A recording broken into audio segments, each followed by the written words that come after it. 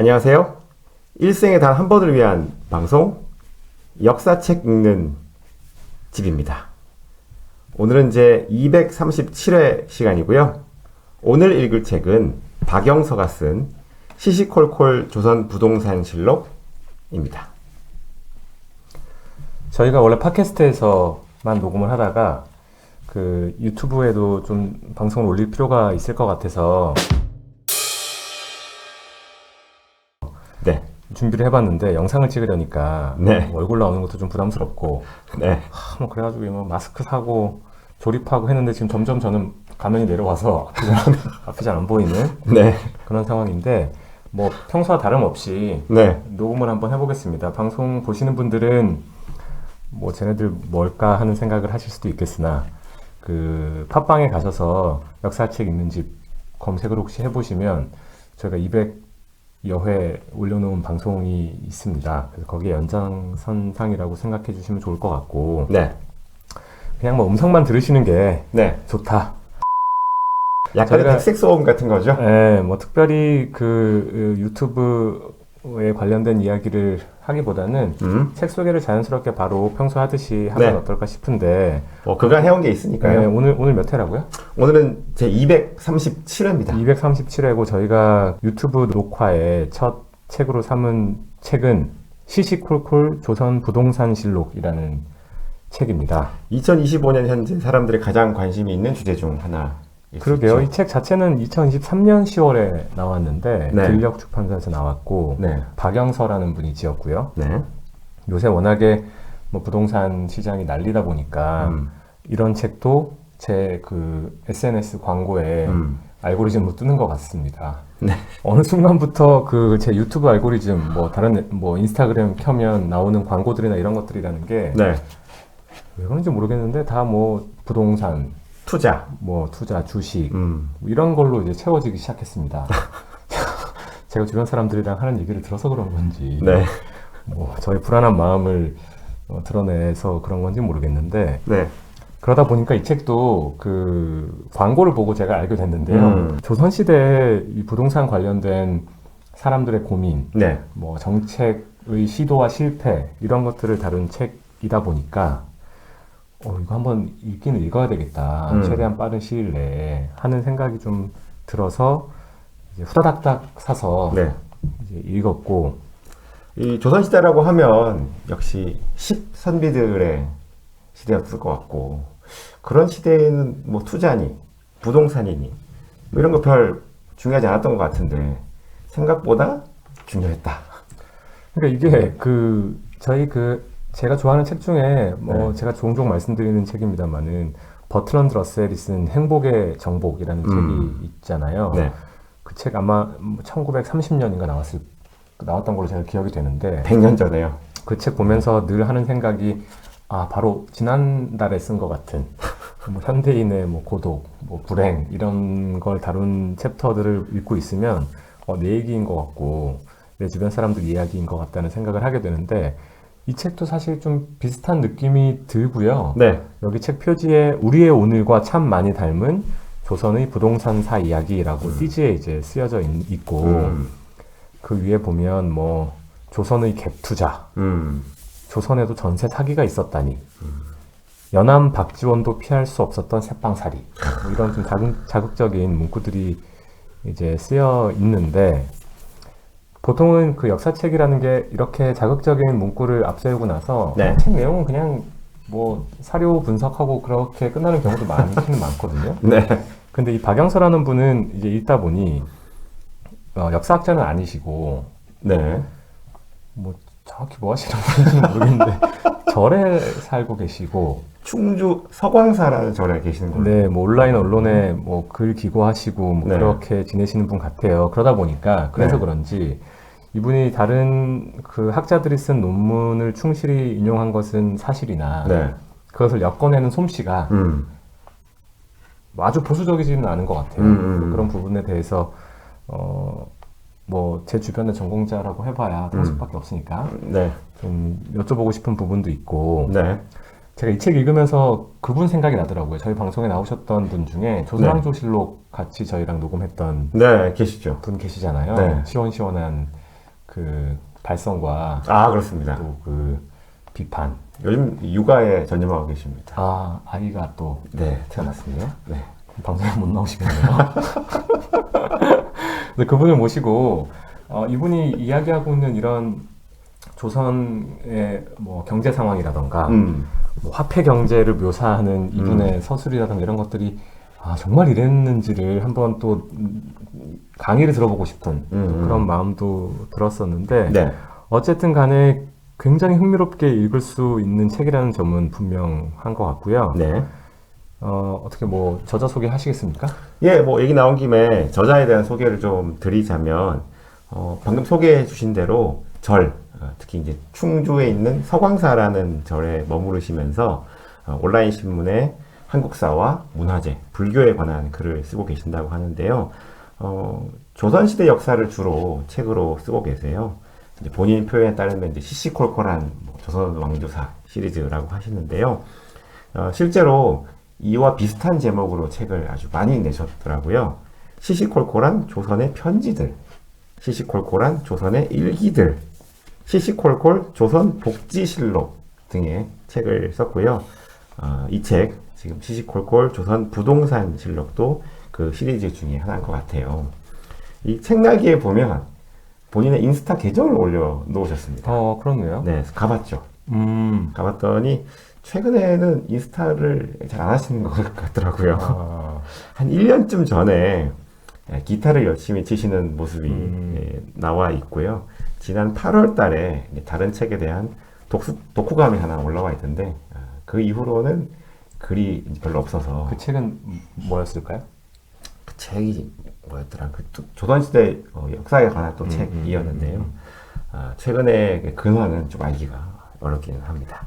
아무튼 이렇게 조선시대를 좀 재미있게 현대적 관점으로 재해석하는 작업들을 하고 계신 것 같아요.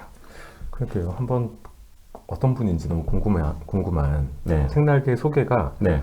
박영서 1990년생 충주의 작은 사찰에 살며 딴지일보에 한국사 문화재 불교에 대한 글을 기고하고 있습니다. 그래서 여기서부터 이게 무슨 말인가 하는 생각이 사찰에 머리카락은 또 사진도 있으신데 네. 스님은 아니신 것 같고 맞습니다. 30살에 대학에 입학해서 불교학을 배웠으나 정신을 차리고 보니 조선시대 일기들에 푹 빠지게 되었다.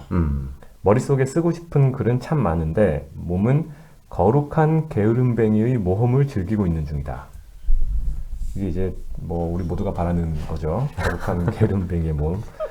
들녘에서 출간하고 있는 시시콜콜 역사 시리즈 천천히 써나가겠습니다. 앞으로 쓸 날이 많으니까요. 이렇게 했고 말씀하신 것처럼 인스타 아이디가 있는데 띠로리입니다. 인스타 아이디가 DDIRORI. 네네. 아무튼 그래서 뭐 그런 분이고요. 책의 목차는 네. 크게 이제 두 개의 부로 나누어져 있고 맞습니다. 1부는 조선의 땅 이야기, 2부는 조선의 집 이야기입니다. 그래서 부동산이라는 제목에 딱 맞는 그렇습니다. 땅과 이제 집에 대한 이야기인데 시작은 뭐라고 해야 될까? 그럴듯한 여러 역사적인 장면들로 시작을 하죠. 네. 고려 말기로부터 시작을 하고 그때 개혁을 주장하던 그 이들이 토지 문제를 어떻게 바라봤는지에 대한 것들부터 사상부터 소개를 하면서 시작을 하는데 간단하게 말씀을 좀 해주시겠습니까? 네. 뭐 많이 써보신 것 같은데.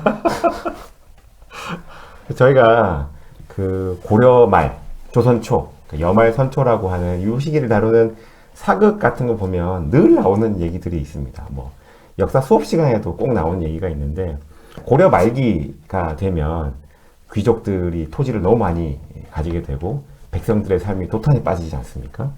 그래서 거기에 대한 대안으로 신진사대부 계층이 과전법이라고 하는 토지 제도를 제시했다라고들 많이 이야기를 하는데요.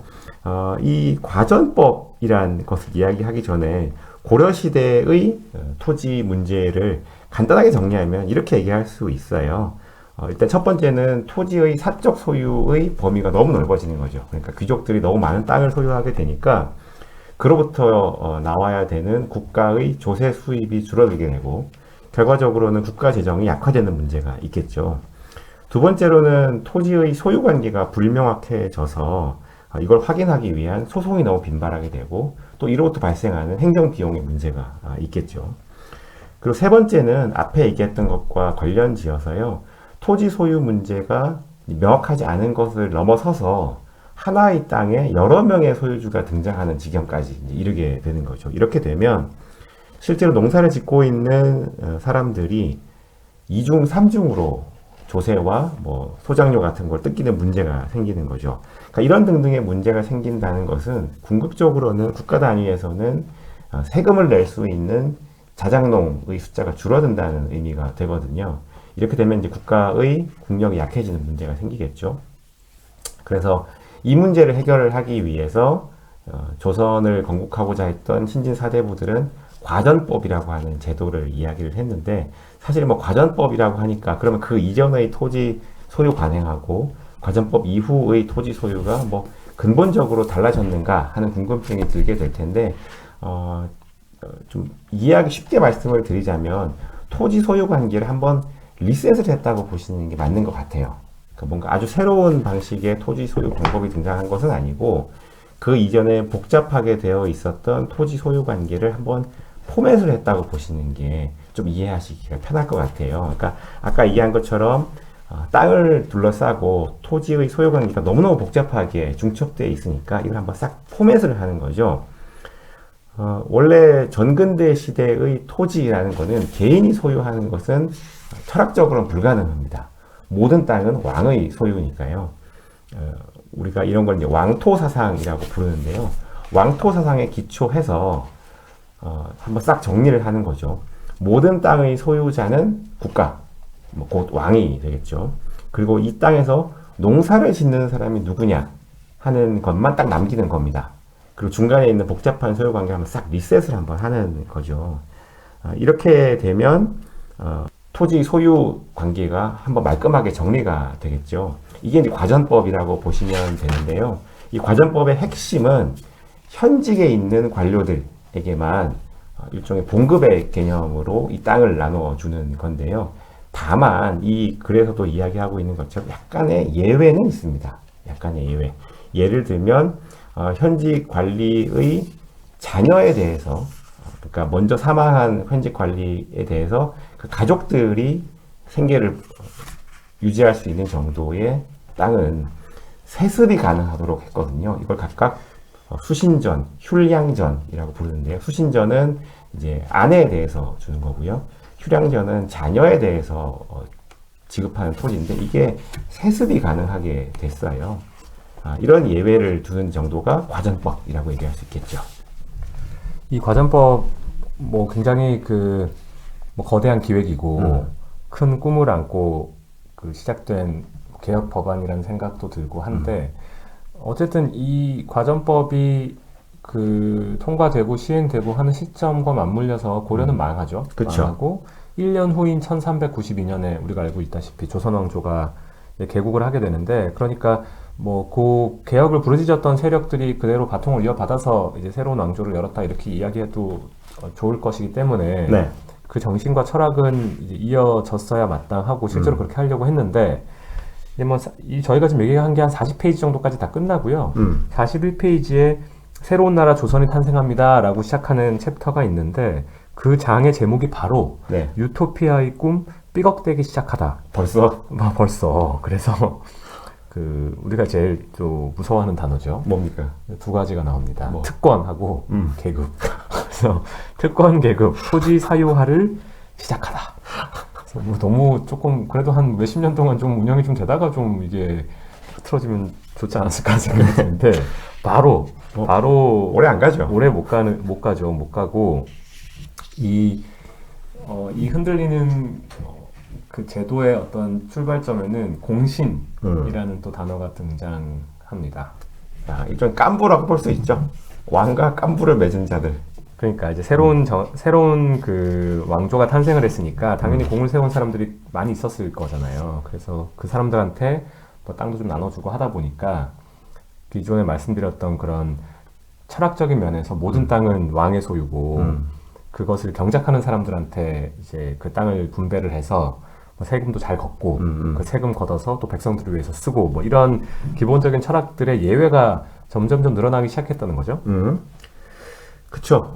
원래 이 과전법에 있어서 가장 핵심적인 정신은 토지의 세습을 통한 부의 계속적인 확대를 막는 것에 있다고 봐야 할 텐데, 하지만 아까 공신에 대해서는 사전을 허용한다든지 혹은 일찍 사망한 관료에 대해서 약간의 예외를 허용한다든지 그런 예외들이 쌓이고 쌓여서 또한 부의 확대와 세습으로 귀결되게 되죠. 그래서 불과 수십 년 만에 이 과전법의 근본적인 정신이 흔들리게 되는데, 이때 등장하는 한 명의 왕이 있죠. 아주 관상이 좋은 분. 왕이 될 상을 하고 있는 그분이 왕이 되고 나서 이 과전법도 안 되겠다. 그럼 나는 더 센 걸로 하겠다. 직전법이라는 걸 갖고 나왔다라는 거죠. 원천적으로 세습이 불가능하게 하고 관료에게 주어지는 땅은 현직에 있을 때만 땅을 가지고 가도록 한다 라고 하는 거죠. 당연히 여기에 대해서 어마어마한 반대가 나왔다고 합니다. 그 반대에 대한 내용들이 또 책에서 길게 서술이 되는데요. 이 기세등등한 세조에게도 신하들이 이 땅의 문제가 걸리게 되면 이렇게 적극적으로 저항을 한 모양이에요. 그러니까 이게 조금 더 시계를 앞으로 돌려보면 아까 말씀드렸던 그 공신들의 문제, 그 공신들한테 나눠졌던 땅을 이제 공신전이라고 부른 모양인데 여기 태종대가 되면 이 공신이 뭐 처음에 왕조 생길 때 몇 명 안 됐어야 될 것 같은데 계속 늘어나가지고 태종대가 되면 네. 경기도 내외 과전이 8만 4천 결인데 공신전이 2만 1천 결이다 하는 언급이 아무튼 뭐 어디 남은 모양이죠? 그러니까 전체 땅의 4분의 1이 이미 공신들의 소유가 됐다는 거고요. 그러니까 말입니다. 이런 것들을 아마 더 이상 어떻게 할 수 없는 수준까지 세조가 왕위를 찬탈한 그 시점이 되면 이르렀었던 게 아닌가 하는 생각이 좀 들고 세조가 그 무섭잖아요. 얼굴에 흉터 이렇게 실제로 있었는지 모르겠지만 그 생각만 해도 막 그 언덕에서 이렇게 올라오는 장면이 떠오르고 사지가 떨리기는 하나 어쨌든 단종을 몰아내고 자기가 왕이 되다 보니까 또 공신들을 아주 무시할 수는 없었을 것 같고요. 신세진 사람이 많은 거죠. 뭐 그런 것도 있고요. 또한 중간에 한번 건너뛴 것이 하나 있는데 세종대에 있었던 공법에 대한 논의도 이야기하지 않을 수가 없죠. 이 공법에 대한 이야기는 사실은 역사 관련돼서 강의하는 여러 유튜브나 강의에서 보시면 약간 의사결정의 신중함과 민주성이라는 관점에서 많이 인용되기는 해요. 그러니까 이 공법이라고 하는 토지 제도 혹은 조세제도의 개편 방법에 있어서 이게 공법이 도입되는 과정에서 되게 복잡한 과정들이 있거든요. 시간도 많이 걸렸고요. 그러니까 그 당시엔 보기 드물게 일종의 이제 보통 선거 같은 것도 이루어지기도 했고요. 또한 오랜 시간 동안 의견을 수렴하는 과정들이 있었기 때문에 이런 과정들은 왕정 국가에서 보기 드문 의사결정의 신중함과 민주성을 보여준다라고 해서 상당히 많이 인용되는 사례이기도 한데요. 결과적으로는 이런 겁니다. 과거에는 토지에 대한 세금이 이제 고정세율에 가까웠던 것을 토지의 비옥 정도라든지 매년의 날씨의 풍흉 정도에 따라서 좀 변동세율로 하는 것이 공법의 핵심이라고 볼 수가 있을 텐데, 다만 문제는 그 풍흉의 정도와 비옥의 정도를 결정하는 게 사람이라는 거죠. 사람이라는 겁니다. 그 말인 즉슨 객관적인 지표에 의해서 이 세율이 결정되는 것이 아니라 그걸 평가하는 사람들의 판단에 따라서 세율이 결정된다라는 건데요. 여기서부터 약간 불안해지기 시작하죠. 그러면 그거를 결정하는 사람이 조금만 다른 마음을 품게 되면 이제 세율이 이제 너를 뛸 거라는 게 이제 명확관화해지고요.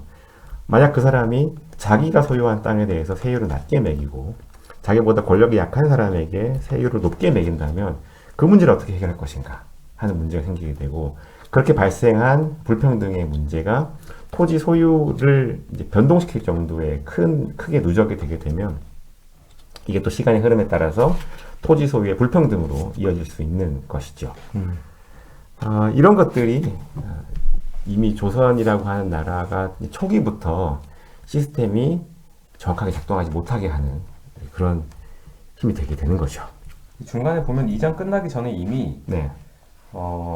조선은 기주의 나라, 간물주의 나라, 네. 나라가 되었다라는 이제 내용이 나오고 3장은 이제